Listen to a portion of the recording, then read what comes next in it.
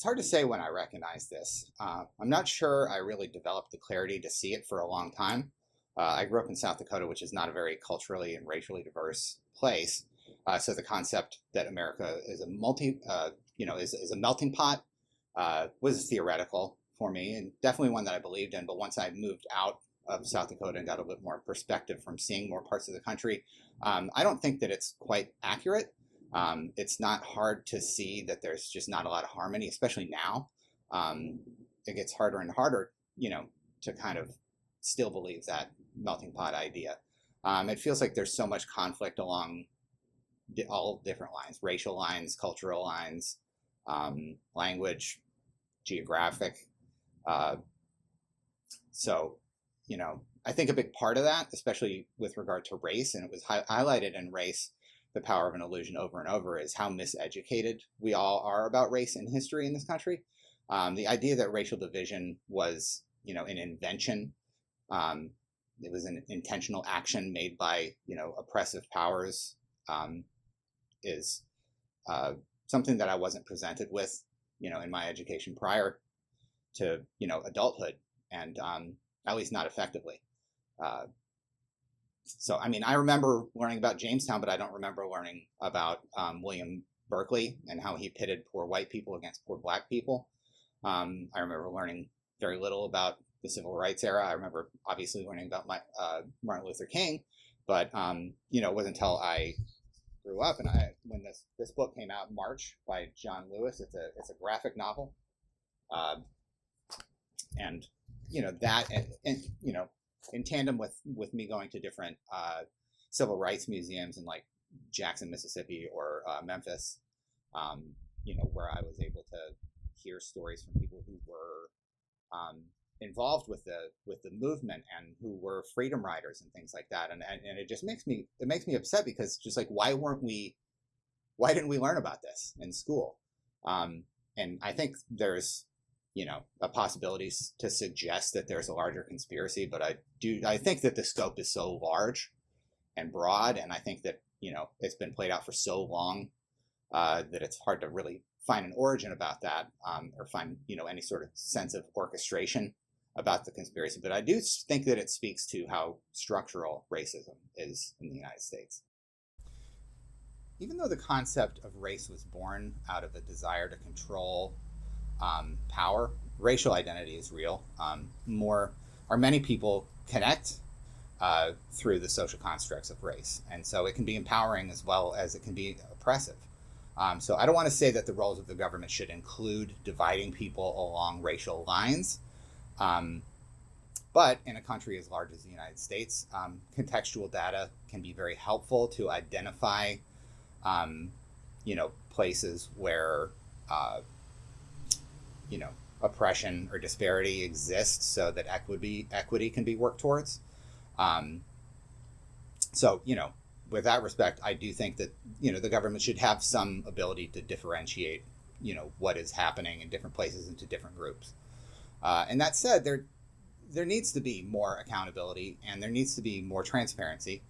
And I listened to an NPR podcast called Code Switch, where they interviewed a tax expert named Dorothy A. Brown, who explained how race affects who is audited and how much people owe in taxes.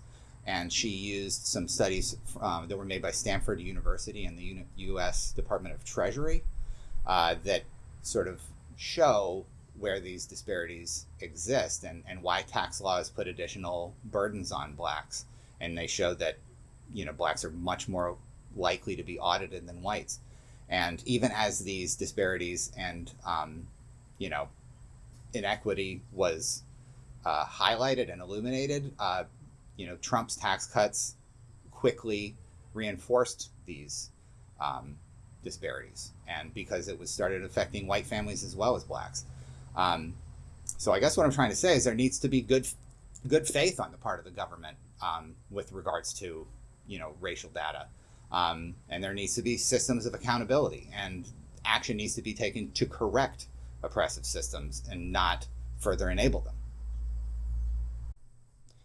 I mentioned before my fondness for the book March, And I think I love it so much because it inspires me as a piece of visual art as well as an informative piece of literature. And I had a similar reaction to all the animated elements in Race, the Power of an Illusion. So the clips segregated by design, how America invented race, how America outlawed interracial marriage, and how America made skin color power, all stood out to me as the most powerful moments in the overall documentary. The art style was evocative and, able to present, multiple images at once, sort of connecting different eras and different places where, from history to the present.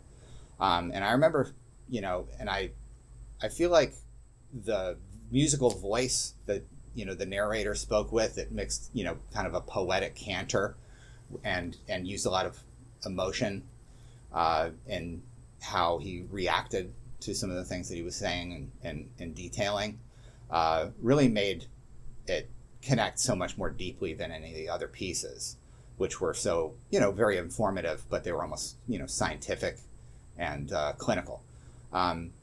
So I think, comics and animation, I remember feeling the same way, when I read March. I remember feeling the same way when I read Mouse. And I remember feeling the same way when I read Persepolis. All of these books, I think, are, mandatory reading for understanding some of the things that have happened in the world. And I think that comics are very much overlooked as a medium, as a documentary medium, as well as animation, as was seen in this film. And I think they are as effective as they are because they are able to have a cohesive artistic voice. They don't have to mix footage from the past with interviews from the present, and they don't have to go as sort of hearsay. They can take you right into it, and they're not dramatic reenactments with actors that you might be able to place from different other works. They are almost like hyper real, and they really just bring you into the content. And that's why I think that the animated pieces in the documentary were so effective and powerful for me. And they, enlightened me to a lot of things that I didn't already know. And it's painful information to hear because of whatever systems kept these stories veiled.